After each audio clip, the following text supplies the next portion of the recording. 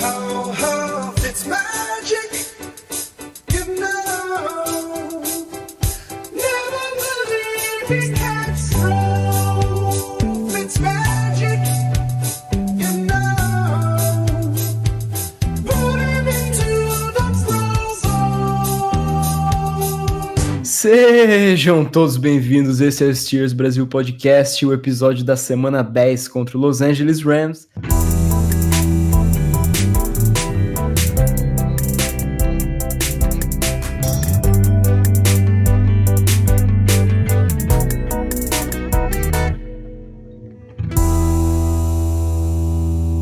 Esse é o podcast oficial do perfil Steelers Brasil com Z no Twitter e o meu nome é Giovanni. Eu tenho a honra de estar aqui com ele, o melhor nadador de Campinas, Lucas Francesco. Que isso, nada aqui, tem um monte de nego melhor que eu, mas é isso aí, tamo de volta, depois de acho que 3 ou 4 episódios fora, tamo voltando para trazer mais uma vitória para vocês, e agora uma campanha positiva, né? Vamos com tudo. E também estou aqui com ele, meu grande amigo que veio direto do trabalho, porque é um workaholic, Oslair Caldas. E aí, pessoal, quero mandar um abraço exclusivo para quem está nos ouvindo pelo YouTube, porque desde que a gente começou a lançar os episódios lá, o time está invicto. Só queria dizer isso mesmo.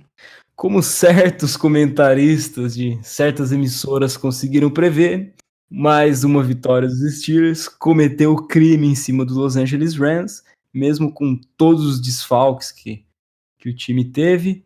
O time conseguiu vencer uma equipe que chegou no Super Bowl ano passado. É a quarta vitória seguida da equipe e um time que estava 1-4, completamente desacreditado, conseguiu ir para 5-4. Agora nós temos uma campanha positiva, nós temos um calendário um pouco mais fácil pela frente e estamos oficialmente brigando pelos playoffs. O placar final dessa partida foi 17-2, uma vitória sofrida para variar, porque nada vem fácil nessa temporada, e uma defesa com apresentação muito sólida, permitindo somente 5 pontos, né, que foi um field goal e um safety, né, mais um em cima do Rudolph, e também teve 7 pontos do ataque, naquele erro do Pouncey, né. E para começar já falando sobre esse erro, o jogo começou muito mal, como isso é de costume nos últimos jogos, né? Até contra os Dolphins a gente começou mal. Eu queria saber de você, Osler, isso é culpa de um time novato que tá nervoso no começo da partida e acaba sofrendo esses fumbles e errando essas jogadas, como o Juju sofrendo fumble, o Deontay Johnson também sofrendo um fumble. Você acha que isso é culpa do Rudolph ou foi o veterano Pouncey, o center, que fez o snap muito alto? Não dá para tirar a culpa dos novatos que estão sendo castigados pela falta de experiência, porém, na conta do Pouncey que deve ir essa maior culpa no começo do jogo.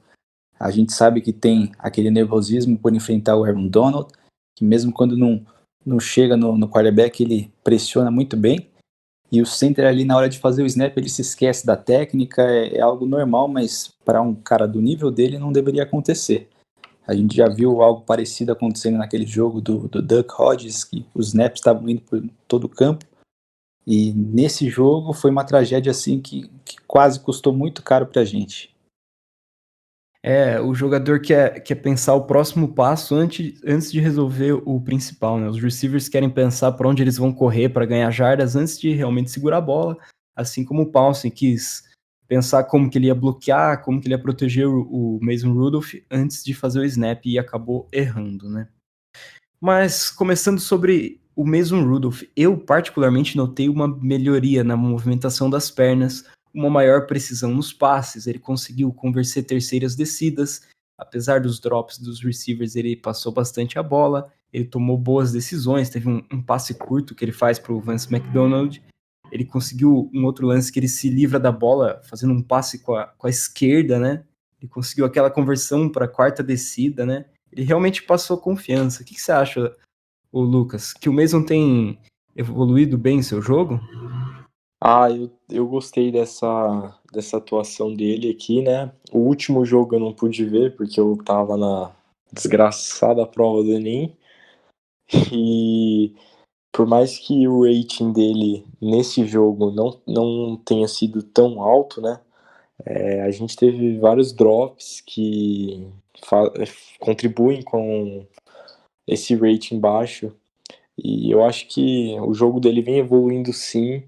Tem muito a evoluir ainda, né? Eu acho que para chegar em nível de um QB tipo o Big Ben ou um QB que a gente estava acostumado, ele ainda tem muito pela frente. Mas vem suprindo as nossas necessidades até então.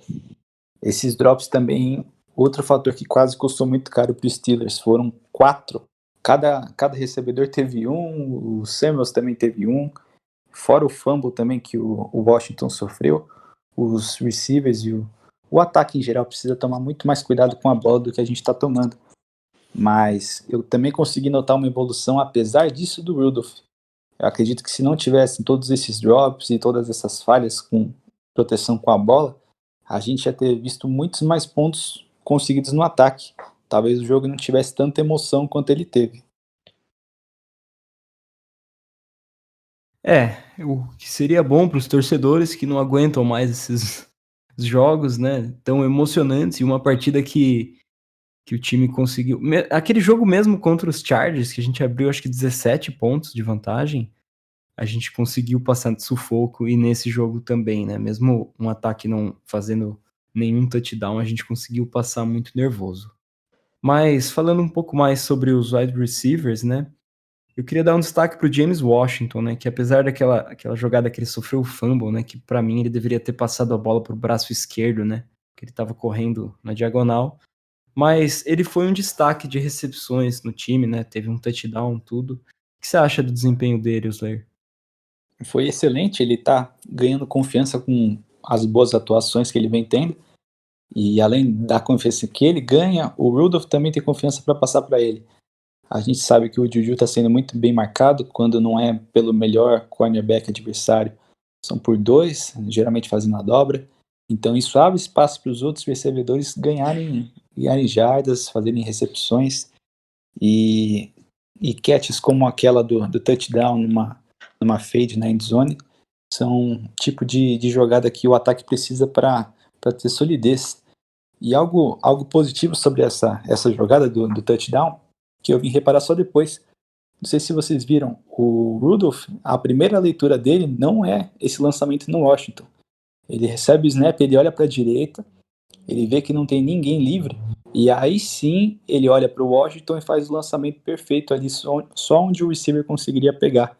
Então também mais um ponto que mostra a evolução que o Rudolph teve e também a confiança que ele tem no Washington, né, para lançar aquela bola mesmo na sua segunda leitura. O Mike Tomlin destacou bastante, né, que o Mason Rudolph ele é aqueles caras viciados em futebol mesmo, né, que fica assistindo o tape e analisando as jogadas e vendo onde ele pode melhorar, né. Então, isso é um sinal muito bom, né, ver essa melhora dele. Mas o destaque da defesa não poderia ser outro, né. Minkah Fitzmagic. Ho, ho, ho, it's magic. Não, isso aí é fora do normal. É fora do normal, né. Uma bela jogada do Javon Hargrave, que forçou o fumble e ele conseguiu pegar a bola e correr pro touchdown dele, né. E ainda depois ele conseguiu aquela interceptação no final para concretizar a vitória, né. O que você tem a dizer dele, Lucas? O Minka, desde que ele foi trocado, gostei da troca, sempre achei que uma troca por um defensor de qualidade valesse muito mais a pena do que um prospecto de primeira rodada no draft. E ele tá se dizendo que vale muito mais a pena do que qualquer jogador que a gente poderia pegar no draft, né?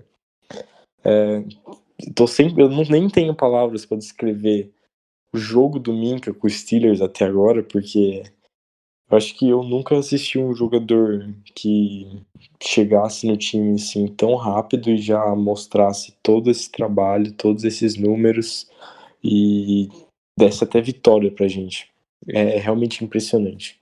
E outra pessoa da defesa que eu queria destacar também é o Joe Hayden, né, que fez uma partida incrível, para mim foi o melhor em campo. Ele conseguiu bloquear uns passes e ainda conseguiu aquela interceptação que lembrou aquela contra os Patriots, né, no final do ano passado. Que Meu plano de fundo.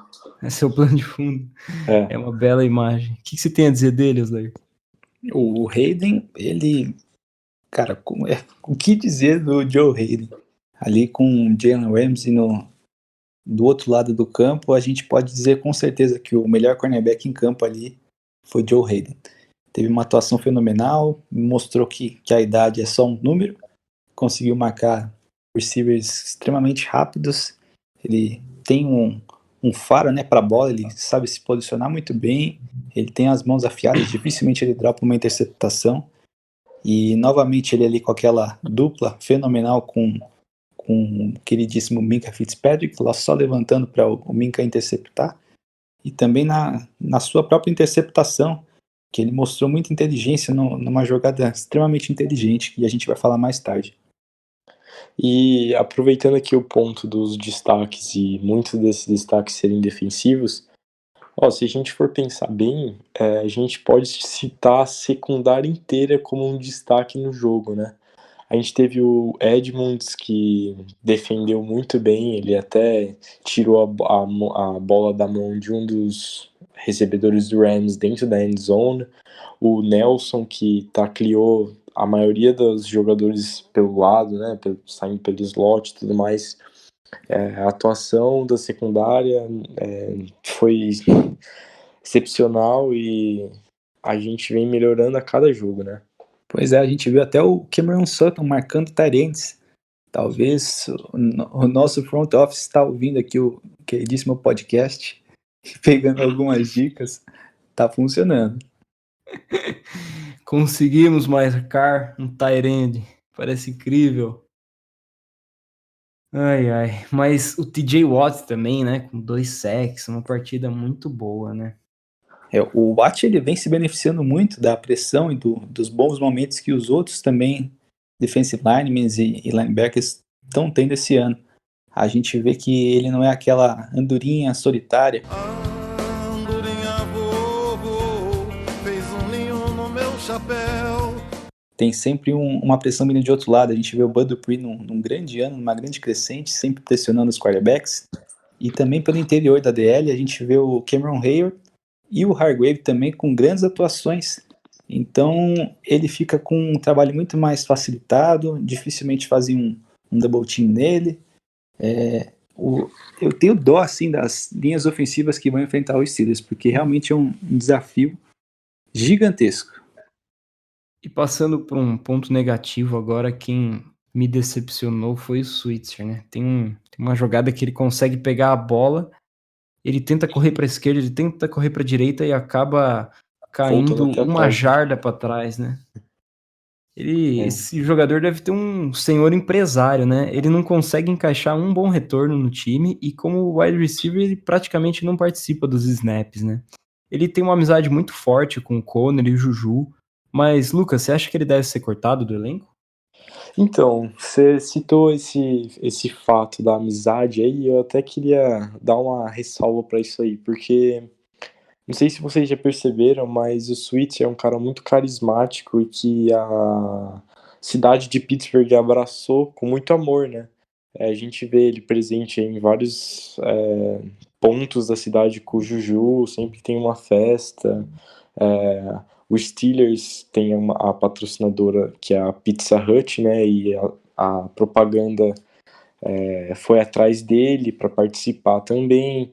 Então eu acho que ele é um cara que, mesmo não fazendo o que ele devia estar fazendo, né? Que é retornar bons punts, a torcida ama o cara e eu não vejo ele sendo cortado, por incrível que pareça. Mas é um ponto a se pensar, né? Ele pode não ser cortado, mas pelo menos a gente podia substituir ele, né? O Johnson vem sendo alinhado em muitos treinos e mesmo em jogos como returner, né? E pode dar mais certo que o Switcher, né? Vamos ver como isso se desenrola com o tempo, né? E complementando aí a resposta do Lucas, até que é uma questão que o Thiago levantou sobre a produtividade do Switzer, eu acredito sim que é a hora de mandar a bola para frente e dar tchau para ele. Apesar de ser um cara carismático, eu acredito que o estilo de jogo dele não combina com o futuro que o Steelers tem no ataque. Ele teve seus melhores momentos ali com o Big Ben, ele consegue encaixar boas recepções em zona, só que hoje, para o Rudolph, e acredito que para o futuro, a gente precisa de caras que conseguem se separar da bola. Perdão, se separar dos marcadores. Conseguir fazer um alvo mais fácil para o nosso QB com pouca experiência. Então, eu daria tchau para ele, daria alguém como, por exemplo, o próprio Eli Rogers, que consegue fazer essas rotas com mais precisão, e colocaria um novato como o Johnson, ou até o Brooks James, o running back, que entrou muito bem para fazer esses retornos. Ele foi importante em algumas terceiras descidas, era uma válvula de escape muito boa para o Big Ben, mas como ele não vem sendo utilizado para isso, só pela corrida, e não vem correndo bem, eu também acho que é a hora de cortar ele. E uma última coisa que eu queria ressaltar sobre essa partida é que a gente tomou mais um safety, né? A segunda partida seguida. O que você acha, Osler? Que foi um erro de chamada ou foi essa offensive line nossa que tá desfalcada?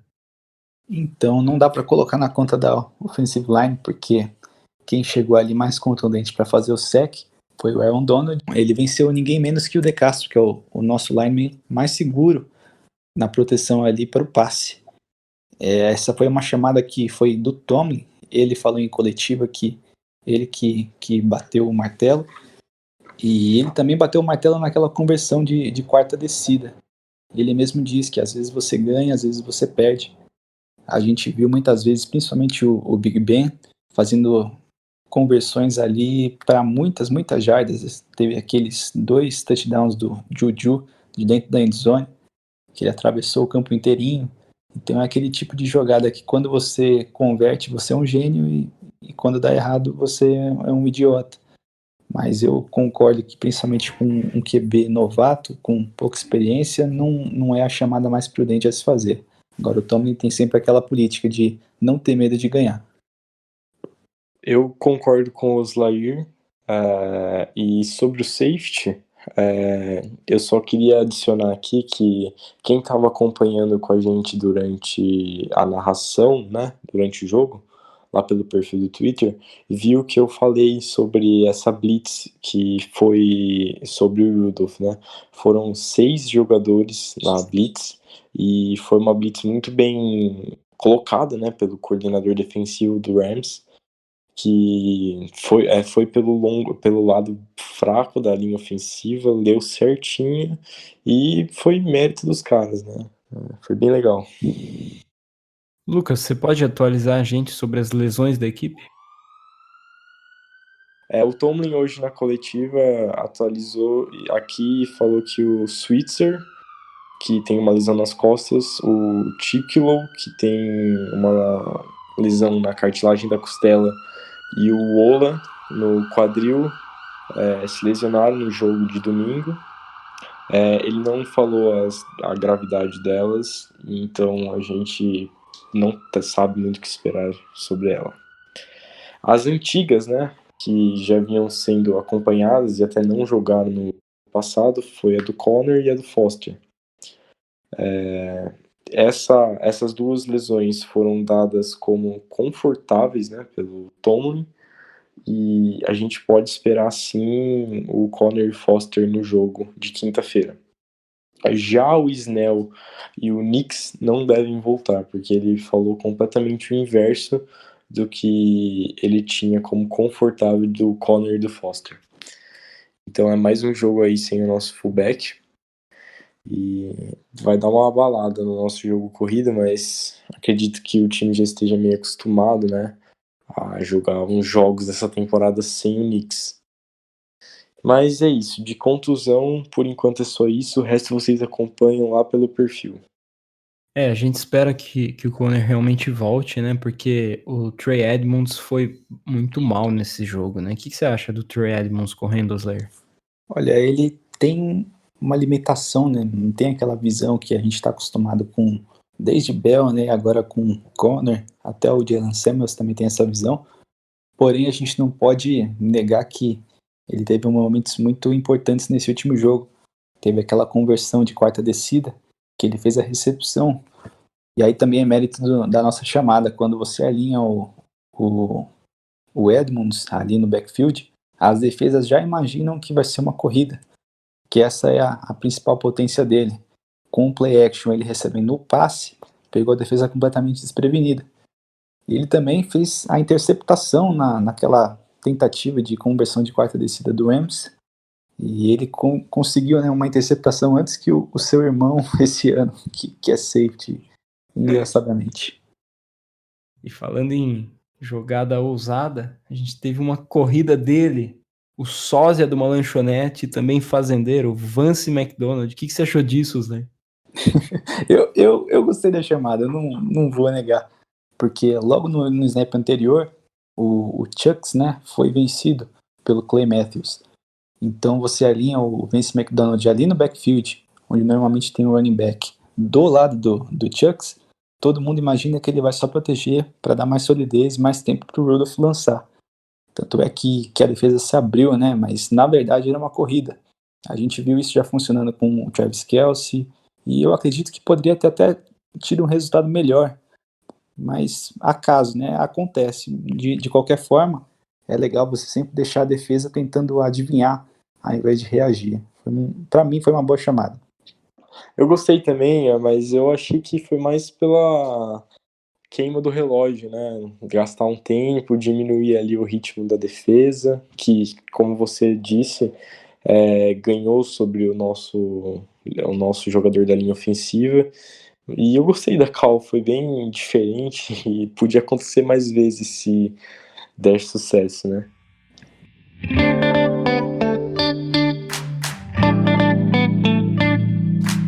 E agora chegou a parte preferida dele, que não está aqui em corpo, mas sim em espírito, Makoto. É a polêmica da semana. Gostaria de perguntar primeiro para você, Osler, se essa é a melhor temporada do Mike Tomlin, né? Ele tá 15-10 na sua carreira em jogos que o Big Ben não começou, e os Steelers nas últimas 13 temporadas que ele foi o treinador não tiveram menos do que 50% de aproveitamento, né? Você acha que o Tomlin e o Keith Butler, né, que é o coordenador defensivo, tem uma contribuição na melhora da defesa, ou é mais mérito desse novo playmaker que a gente conseguiu? É sempre difícil você mensurar o que é o mérito de um treinador e o que é o mérito do time, né, do elenco. Porém, a gente pode garantir que o Tomlin vem fazendo um grande trabalho. A gente vê o time preparado semana após semana, independente das lesões, independente das contusões. O Tomlin é um cara que tem esse espírito vencedor e nunca vai se contentar com pouco. Eu posso citar aqui vários exemplos que a defesa teve, demonstrou que estava muito bem treinada, muito bem preparada. É sempre diferente de time para time, a gente não sabe exatamente quem que é o responsável por cada coisa, mas é seguro dizer que o Keith Butler e os coordenadores de posição, juntamente com o Tomlin, vem fazendo um bom trabalho. E aqui eu já anuncio uma novidade, talvez venha se repetir daqui para frente. Para cada lance que eu vou falar aqui, vai ter quem está assistindo pelo YouTube vai poder ver em tempo real o vídeo mostrando a jogada. Então tem aqui alguns exemplos do time defensivamente muito bem preparado, fora os playmakers. A gente viu aquela interceptação do Hayden, uma boot wheel, aquela jogada que o Rams vinha castigando todos os seus adversários. E a chamada foi perfeita. O Hayden ele finge que está marcando mano a mano um receiver, mas na verdade ele estava fazendo a zona, cobrindo o recebedor que o Bush estava marcando. E ele faz essa interceptação. Não é improviso, é uma chamada perfeita. A gente também viu a defesa preparada por read option, já por não pela primeira vez, já pela segunda. Fitzpatrick tentou numa quarta descida, não conseguiu. Bortles também, defesa extremamente preparada. A gente também viu a defesa preparada para a corrida, em toss, né, vindo da formação bunch. Tinha o Bush, se não me engano, o Edmonds também, ali no backfield para fazer o tackle for loss, muito bem preparado. E o que mais me impressionou nessa evolução da defesa é que quando a gente marcava mano a mano nos outros anos, a gente via que os defensores batiam cabeça um com o outro quando os recebedores faziam aquelas rotas bem próximas, justamente para causar isso. Agora também, muito pela evolução da linha defensiva, que vem deixando as situações óbvias de passe, a gente consegue definir em níveis quem que vai marcar quem e nenhum bate-cabeça. E aí você vê o Nelson fazendo a deflexão do passe e a gente conseguindo neutralizar essa que é a melhor formação do queridíssimo Rams. Então, não tenho palavras para dizer sobre o Tomlin essa temporada, vem mostrando que é um grande técnico, apesar de todas as dificuldades que ele vem enfrentando, eu tiro meu chapéu para ele. E agora passando para as perguntas dos ouvintes, o Thiago Fernandes pergunta sobre o Switzer, mas a gente já respondeu. O Arthur Bertoldi e o Guilherme Alves, eles perguntam se é justa a afirmação de que o ataque de Pittsburgh é um dos piores da liga e o que a gente pode fazer para explorar melhor imediatamente. O que você acha, Lucas? Então, atualmente em estatísticas totais, o ataque dos Steelers é o 27º pior, né? E eu acho que é 27º melhor, né? Se Isso. fosse o 27º pior, exato. seria top 5. Exatamente. É o 27º melhor, então. Então, eu acho que é verdadeira essa afirmação de que o ataque é um dos piores da liga, tirando a parte estatística. E eu acho que imediatamente, para a gente melhorar isso, a gente devia explorar mais o nosso jogo corrido, né? Eu sei que não vem sendo fácil, né? Por mais que tenha tentado, nosso ataque continua com apenas 3,2 jardas por tentativa de corrida, sendo também um dos piores da liga. E se, sei lá, o nosso técnico conseguisse chamar algumas jogadas mais estratégicas que buscassem um aumento nessa quantidade de jardas por corrida, nosso ataque correndo bem ia ser muito melhor e com certeza ia facilitar aí para um quarterback novato. A gente viu isso daí no jogo que o Conner, é o último jogo que o Conner jogou, né, antes de se lesionar, que ele teve uma noite tanto, foi muito bem, e acabou trazendo a vitória pra gente, sendo um dos grandes destaques ofensivos da noite. Olha, eu não diria que é um dos piores ataques, mas com certeza um dos menos eficientes. Eu também pontuaria que a gente precisa proteger muito melhor a bola daqui para frente, menos fumbles, menos drops, menos erros de snap, e isso vai dar uma sequência boa para o Rudolph ter segurança para evoluir. É o ataque mais desfalcado da liga, sem dúvida, né? Pois é, a gente viu aí na linha ofensiva o remendo que o Tomlin fez, a gente teve o nosso right tackle jogando de guard, um cara que nem estava ativo, indo de titular contra o Clay Matthews, então a gente está sofrendo, mas isso só mostra o quão extenso, né, é o nosso elenco nessa questão de linha ofensiva. O Daniel Bavaresco e o Arthur Bertoldi perguntam: Minkah Fitzpatrick ou TJ Watt? Qual o melhor jogador da nossa defesa? Algum merece Defensive Player of the Year? O que você acha, Slayer? Olha, eu diria que os dois estão na consideração para esse prêmio de melhor jogador defensivo da liga. Eu destaco aí o Minkah Fitzpatrick, que eu acho que ele, em comparação com os outros safeties, conseguiu se separar muito mais do que o TJ Watt em relação aos outros edges, né, aos outros pass rushes. E ainda mais por esse fator de, depois que ele entrou no time, ele conseguiu dar uma solidez para a unidade defensiva como um todo. E até tem uma estatística engraçada. Eu fui pesquisar, ele tem mais touchdowns esse ano do que o Odell Beckham Jr. Tá bom para vocês? Falando em Odell Beckham Jr., a prévia contra os Browns.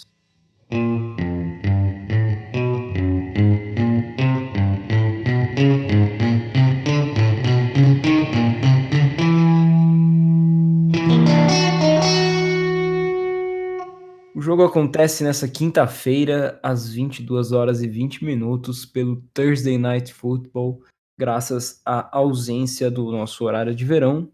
O jogo é no First Energy Stadium, em Cleveland. E os Steelers vêm para essa partida com hype lá em cima, né? 4 vitórias.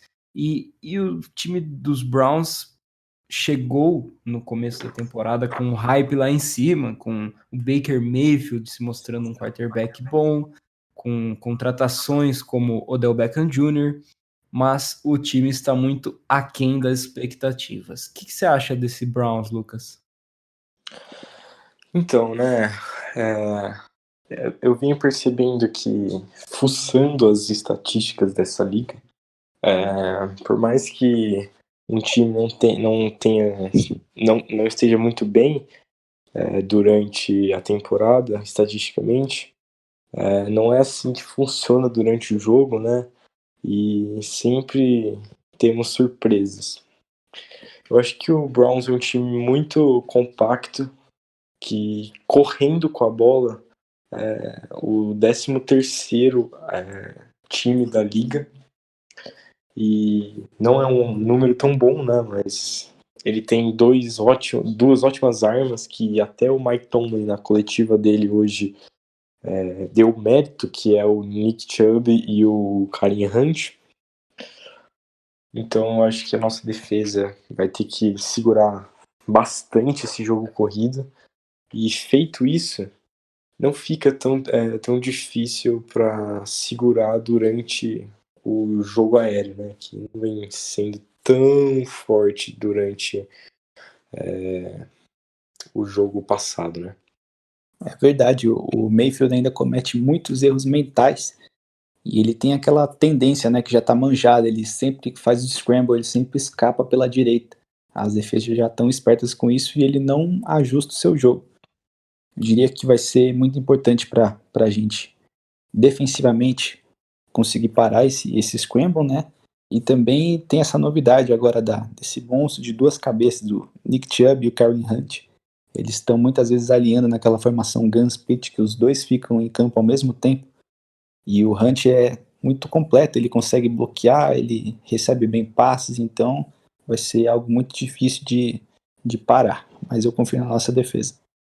Os Browns são um dos times que mais sofrem turnovers, né? O Baker Mayfield já foi interceptado 12 vezes. Ele tenta, como no college ele conseguia correr pela direita, como o Oslayer falou, e resolver muita coisa. E ele tem forçado alguns passes e já foi interceptado 12 vezes nessa temporada, né? E os Steelers, que estão com 14 interceptações, mais 12 fumbles forçados, acho que podem explorar isso muito bem para conseguir vencer essa partida, né? Os Browns não forçam bastante turnovers, tendo só 4 interceptações e 5 fumbles forçados, mas a chave para esse jogo, para mim, é esses turnovers e a posse de bola. O que você acha, Slayer? Eu concordo plenamente. A gente tem que manter o Baker confuso, ele pressionado. Nosso pass rush vai fazer o que ele sempre faz. Eu confio na nossa secundária para conseguir esses turnovers. E ofensivamente, eu diria que a chave é não abandonar o jogo corrido, né? Porque o Browns ele não é tão bom nesse quesito para o jogo corrido. E também ele tem uma secundária muito capaz. O Denzel Ward, a gente pode destacar que vem numa sequência muito boa. Tem o Greedy Williams. Eu diria que se tivesse alguém ali que é mais vulnerável nessa cobertura do passe, é o nosso conhecido Burnett, que foi tão queimado por Tyrants quando estava com a nossa camisa, e hoje está também sendo queimado com a camisa do Browns. Eu diria que isso, explorar o Burnett e proteger bem a bola, evitar os turnovers, é a chave para a gente sair com a vitória. Enfim, esse foi o podcast da semana 10. Nossa semana 11 começa cedo na quinta-feira e eu espero que seja uma vitória contra o Cleveland Browns. Um abraço e até a próxima. Um abraço, e aproveitando, a Sweet Up Imports tem um cupom para você que ouve o podcast, que dá um desconto um pouquinho maior do que aquele famoso cupom Steelers Brasil, e o nome do cupom é SB Podcast, tudo maiúsculo. Esse cupom dá um desconto maior, como eu já disse, e é só para você que está ouvindo esse podcast e chegou aqui até o fim com a gente. Vai lá e se diverte. Tem uns modelos de moletom muito bonitos aí dos Steelers que eu recomendo. Isso aí, pessoal, baita novidade, tanto na Imports quanto no canal do YouTube, para você que está assistindo por lá. Deixa aí sua opinião pra gente, diz o que você gostaria de ver, diz se você está gostando desse formato. A gente faz com muito carinho, com muito empenho. Vamos lá, vamos pra cima dessa. Playoffs está em vista e here we go.